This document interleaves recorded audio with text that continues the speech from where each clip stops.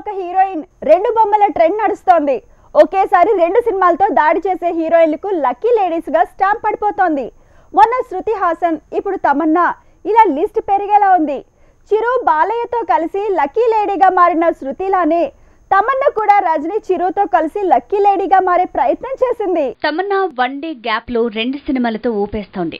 ఒకవైపు మెగాస్టార్, మరోవైపు తమిళ super star తో కలిసి బాక్స్ ఆఫీస్ ని షేక్ చేస్తోంది, నవ్విస్తోంది, కవ్విస్తోంది. మొత్తానికి సీజన్ ను తన అకౌంట్ లో వేసుకుంది. జైలర్ తో హిట్ మెట్టెక్కిన తమన్నా ఇప్పుడు భోలా శంకర్ తో బాక్స్ ఆఫీస్ షేక్ చేస్తూ దూసుకువెళ్తోంది. బేసిక్ గానే మాస్ మూవీ అంటేనే సేఫ్ గేమ్.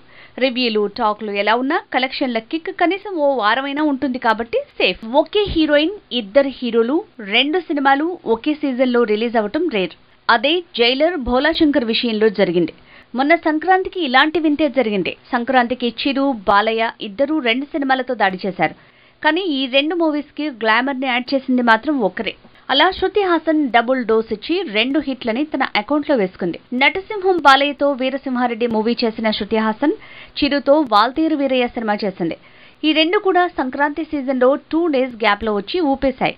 చిరు, బాలయ్య ఇద్దరికి విడివిడిగా ఒక్కో హిట్ వస్తే శృతికి మాత్రం ఒకేసారి రెండు బ్లాక్ బస్టర్లు వచ్చాయి. ఇక వాల్తేరు వీరయ్య, వీరసింహారెడ్డి రెండు కూడా బిగినింగ్ లో నెగటివ్ రివ్యూస్ ని ఫేస్ చేశాయి. కానీ ఓవరాల్ గా మాత్రం వసూళ్ల వర్షం కురిపించడంలో రెండు 200 days థియేటర్స్ లో సందడి చేశాయి.